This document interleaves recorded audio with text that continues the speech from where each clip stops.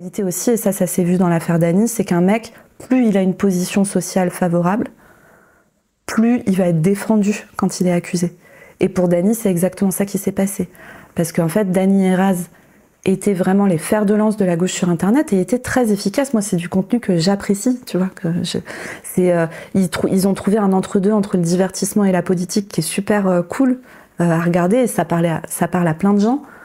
Je dis parlait parce que Dany n'y est plus, même si le reste de son collectif continue à produire du contenu qui est cool, tu vois, et qui est du contenu de gauche qui a un vrai intérêt. Et moi, ça, je le nierai jamais. Et en plus, enfin, moi-même, je regarde, tu vois.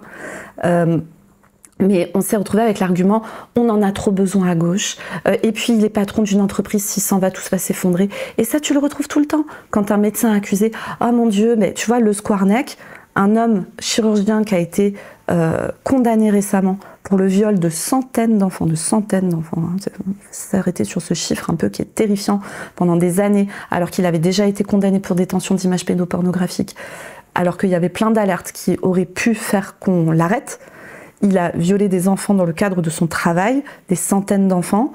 Cet homme-là, il n'a pas été dégagé parce que oh, il est chirurgien, on en a trop besoin, il est précieux. Et puis quand c'est un homme qui est bien installé dans la société, on dit mais quand même, il a une femme, il a des enfants, il a un travail.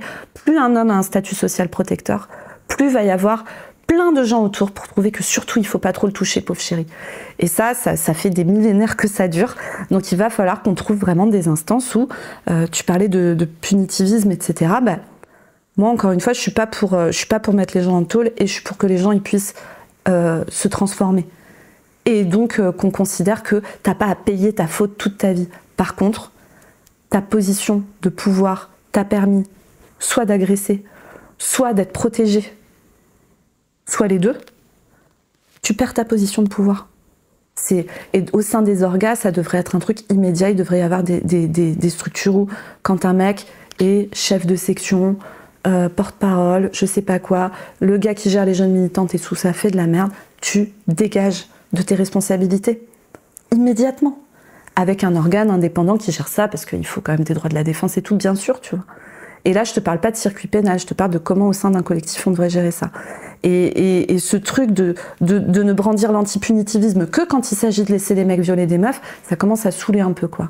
Parce que moi, je préférerais qu'on aille parler d'antipunitivisme sur des politiques de la drogue, sur des mômes qui se font condamner à du ferme parce qu'ils ont piqué des canettes de Red Bull pendant les émeutes de Naël, tu vois. Pourquoi on n'en parle quasiment jamais dans ces cadres-là, et par contre, on vient toujours en parler quand il s'agit de mecs qui maltraitent des nanas. Ça commence à me saouler, quoi. Donc, voilà. Et je suis pas la seule que ça saoule.